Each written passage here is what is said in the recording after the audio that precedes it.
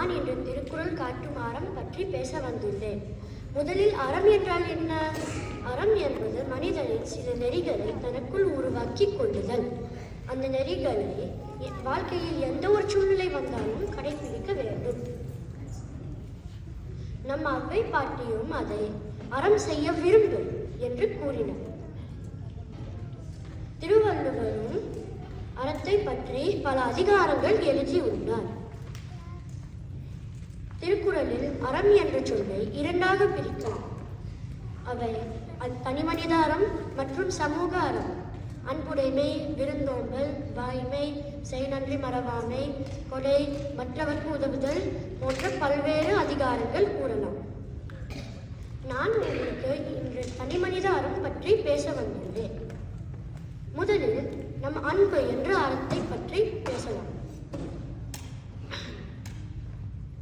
அன்புதான் மனிதனை மனிதனாக ஆகும். அன்பின் வலியது உயிர்நிலை அஃதில்லார்க்கு எண்பத்தோள் போர்த்த உடம்பு.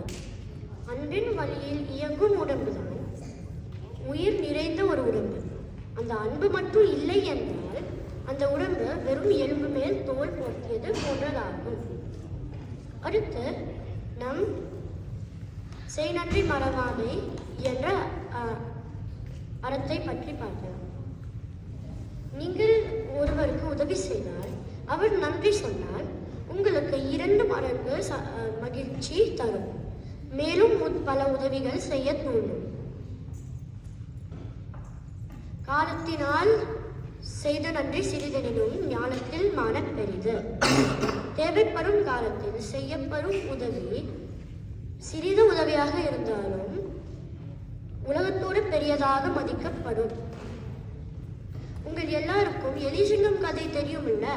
அந்த கதையில் சிங்கம் எலியை சாப்பிடாம விட்டதுக்கு நன்றியாக ஒரு நாள் சிங்கம் வலையில் மாட்டிக்கும் போது இந்த எலி வலையை கடிச்சு சிங்கத்தை காப்பாற்றியது. இந்த வலையை கடிக்கிறது எலிக்கு ஒரு சிறிய விஷயம்தான், ஆனா இந்த சிங்கத்துக்கு உயிரே காப்பாற்றிருக்குது. உலகத்தோடே பெரியதாக நினைக்கலாம் அந்த சிங்கத்துக்கு. அதுதான் திருவள்ளுவர் இந்த குறள் மூலம் நம்ம கிட்ட சொல்ல வர. இவ்வாறு ஒவ்வொரு மனிதனும் திருக்குறள் காட்டும் அன்பு, நன்றி, வாய்மை போன்ற அறங்களை கடைபிடிக்க வேண்டும்.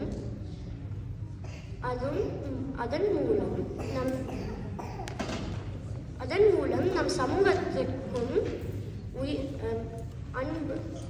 அறப்பண்பு வளரும். நம் உலகமும் சிறந்து விளங்கும். வாய்ப்பு கொடுத்ததுக்கு நன்றி, வணக்கம்.